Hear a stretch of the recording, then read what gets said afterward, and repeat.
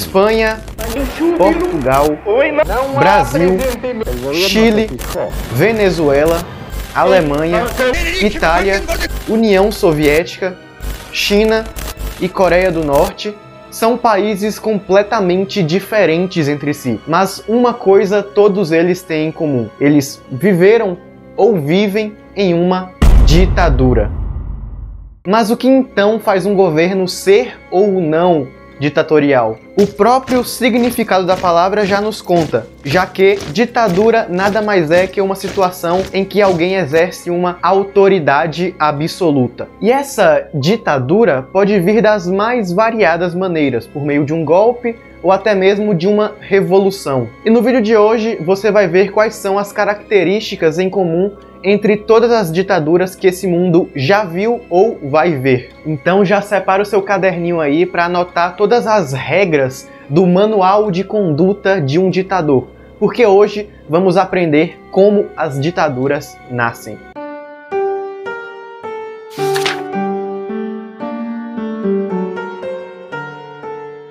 Uma coisa que é comum ao nascimento das ditaduras ao redor do mundo é que elas sempre surgem a partir de um momento de instabilidade política, econômica ou militar. Um dos melhores exemplos é o da Alemanha nazista, em que Hitler usou da crise de 29 para apoiar os seus discursos em possíveis soluções para tirar o seu país daquele buraco que a crise tinha proporcionado. Outro exemplo famoso é o da Revolução Russa, já que o país ficou completamente caótico depois da dissolução do czar Nicolau II, que fez com que ele entrasse em uma guerra civil para ver quem é que ia liderar aquele país, que só foi terminar em 1922, quando a União das Repúblicas Socialistas Soviética foi criada.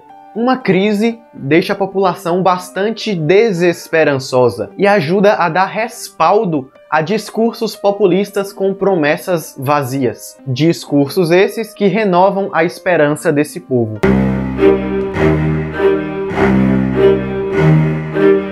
Pronto! Você já conseguiu usar o pretexto de uma crise para tomar o poder, mas agora o que você faz para mantê-lo em suas mãos? Como a crise foi sua primeira aliada, agora você precisa de mais um companheiro para te auxiliar. Este segundo aliado é o medo. É comum que a manutenção de uma ditadura ao redor do mundo tenha sido construída através do pânico. Tudo o que você precisa fazer é personificar as ideologias contrárias como inimigas da nação. Portugal, Brasil, Itália, Alemanha, Espanha e Chile, por exemplo, usavam do comunismo como seu maior inimigo. Algo que, durante essas ditaduras, deveria ser combatido e exterminado a qualquer custo. Um exemplo muito famoso aconteceu aqui mesmo no Brasil, quando o governo de Getúlio Vargas forjou um documento que era um suposto plano dos comunistas de tomarem o poder. Aquele que ficou conhecido como Plano Cohen. A partir desse plano, Getúlio Vargas dá um golpe e instaura o Estado Novo, o seu governo fascista, em resposta a esse possível ataque dos comunistas que nunca viria a acontecer. Na União Soviética, a estratégia era exatamente a mesma, só mudava o alvo, porque lá o inimigo a ser combatido era o capitalismo e toda a cultura e arte ocidentais como um todo. Tendo um inimigo em comum, a nação desenvolve um sentimento de unidade, como se todos estivessem em conjunto para combater um mal maior. E claro, esse mal só pode ser combatido por um único líder ou partido que adquire poderes supremos, a nível de deuses na Terra, o que já dá um gancho para o próximo passo a ser seguido.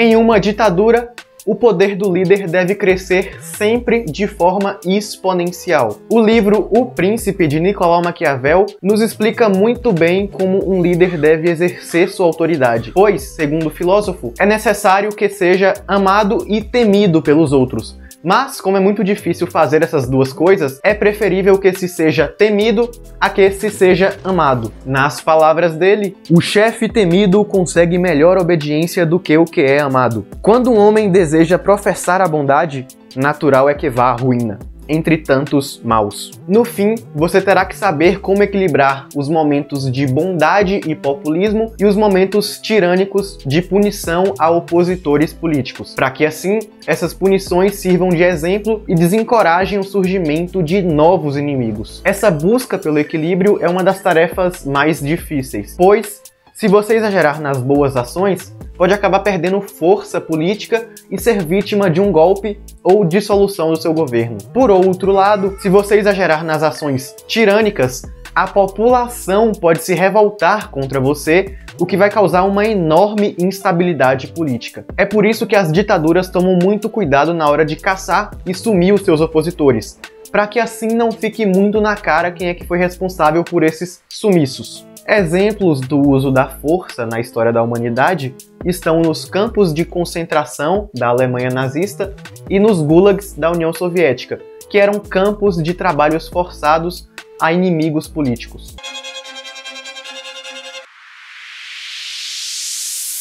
Um governo autoritário deve estar sempre atento à mídia e aos meios de comunicação, pois não pode deixar passar nenhum tipo de denúncia ou crítica ao governo. Portanto, a censura e a propaganda sempre estarão presentes. No Estado Novo de Getúlio Vargas, por exemplo, foi criado o DIP, Departamento de Imprensa e Propaganda, para censurar jornais, revistas, programas de rádio e até mesmo músicas populares, além de criar propagandas com os maiores feitos da ditadura. Já na União Soviética, que contava com o Glavlit, e principalmente na Alemanha nazista, o investimento era ainda maior. Um dos propagandistas mais famosos da história, Joseph Goebbels, era responsável por garantir que a mensagem nazista fosse transmitida para todo o país e até mesmo para fora dele. Outro exemplo brasileiro aconteceu durante a ditadura militar, que foi de 1964 até 1985. Período esse em que vários artistas famosos tiveram que alterar suas letras por serem descritas pelos militares como subversivas. Inclusive, um adendo aqui, esses militares eram bem burros, porque diversas músicas que continham crítica velada ao governo passavam na censura e eles não percebiam essa crítica. Outra ação que o governo tomava era a de alterar as denúncias de morte e sumiços no jornal por receitas culinárias ou poemas. Essa ação, sim, funcionava bem.